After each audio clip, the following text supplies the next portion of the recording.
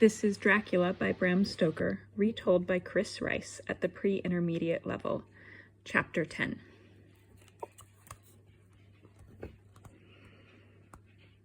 Of One Blood. The 5 men were silent as they ate breakfast. Finally, Van Helsing spoke. 21 boxes have gone, he said, with a helpless look in his eyes. He's probably taken them all over England.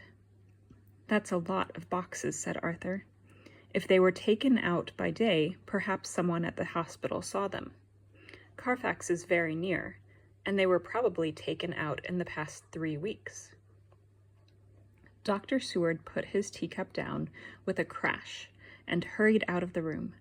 He came back a minute later, waving a piece of paper at his surprised friends. "Why didn't I think of this before?" he said excitedly. He told them the story of Renfield's attacks on the men who were driving a cart along the road from Carfax House.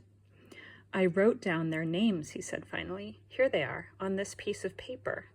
Thomas Snelling and Joseph Smollett. Renfield probably knew that they were taking Dracula away in one of the boxes."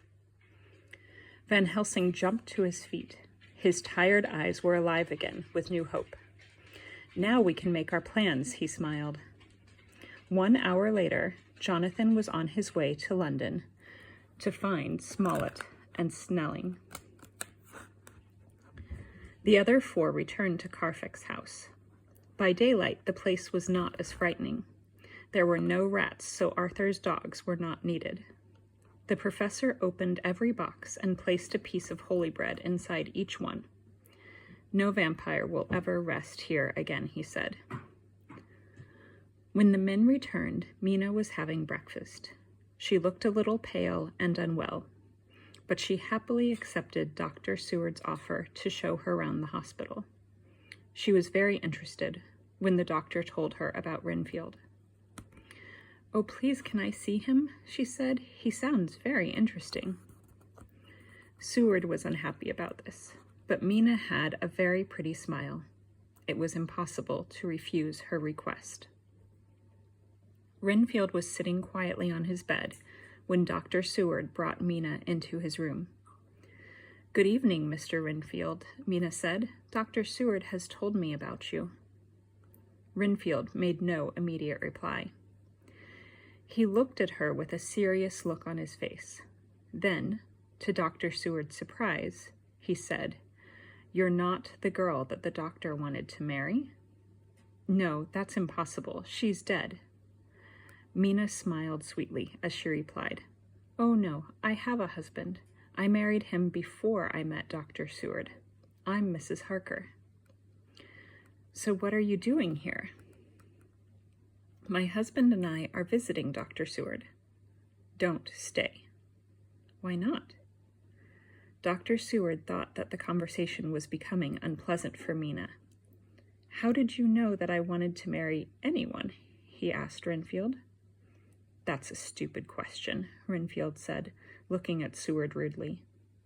Then he turned again to Mina, smiled politely, and talked with her for many minutes about love and life. He even explained to Mina why he liked to eat living things. "Blood is life, you know. Isn't that true, Doctor?" Dr. Seward was surprised at Renfield's soft voice and polite smile, so he agreed. Then, looking at his watch, he said, "We must go now." "Goodbye, Mr. Renfield," Mina said. "I hope we meet often. It's been very interesting." Renfield took her hand and looked into her eyes. "Goodbye, my dear," he said. "I hope I never see your sweet face again." At 20 minutes past midnight, Van Helsing was woken by a terrible cry. As he put on some clothes, he heard footsteps in the passage outside his door. It was the night guard running towards Dr. Seward's room with bad news. Renfield was hurt. When the doctors reached Renfield's room, they found him on the floor. There was blood all over his face and head. He was alive, but his breaths were slow and difficult. Get your bag, said Van Helsing. This is no simple accident. Something, or somebody, has tried to kill him. We must cut part of his head open immediately, or he will die.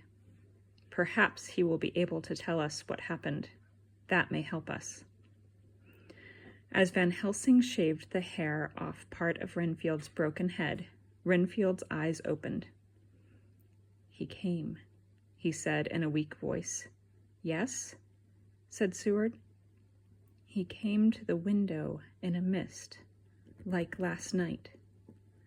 But last night he was a man, not a mist. He was outside the window, laughing at me.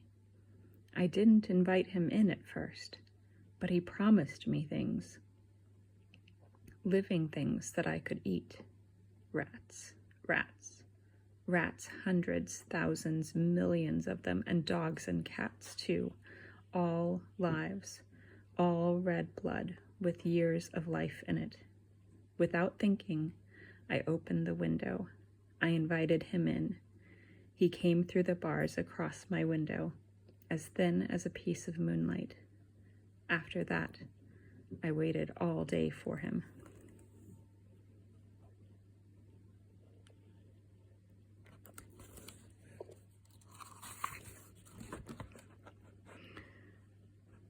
Then Mrs. Harker came to my room. I could see from her pale face that he visited her last night. He wanted to visit her again tonight. I was angry with him when I thought of Mrs. Harker. She was nice and kind to me. I didn't want him to take the life from her. So tonight, I was ready for him. When I saw the green mist coming into my room, I held it tight. I know I'm a madman, and madmen are unnaturally strong. I fought him. I was winning until I saw his eyes.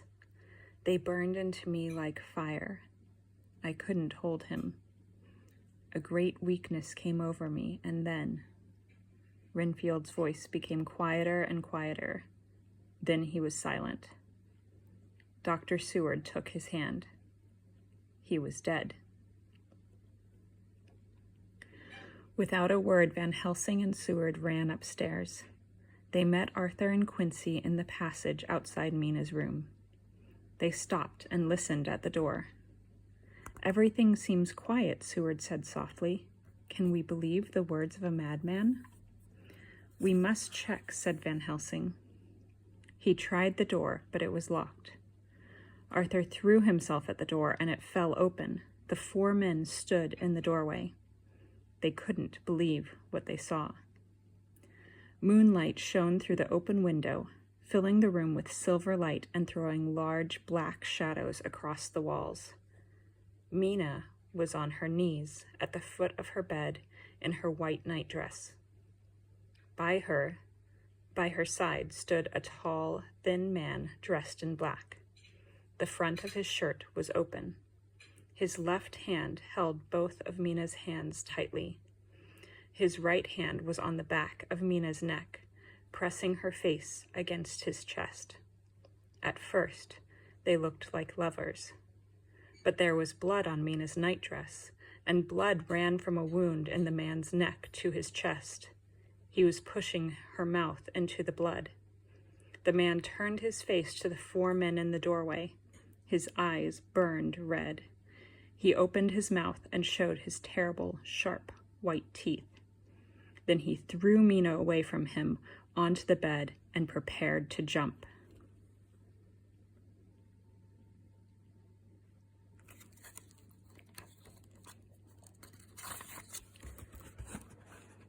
Van Helsing realized what was happening.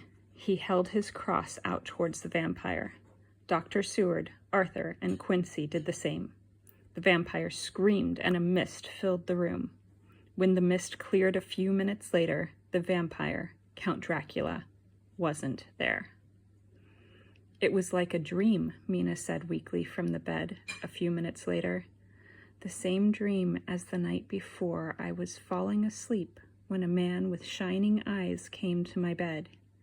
He opened his shirt and, with his own fingernails, pulled open his neck and pressed my mouth to his blood. While I drank, he said, "Now we have one blood and one mind. You have helped my enemies, but soon you will help me." There was silence after she spoke. "But is it true, Professor?" she continued with tears in her eyes, taking his hand. "Am I tied to him forever? When I die, must I become—" "My child," replied Van Helsing, looking suddenly old and gray. "You are with friends. We will give our lives to keep you safe. We have been careless, but we will not be careless again. The vampire thinks that he has won tonight, but he is wrong."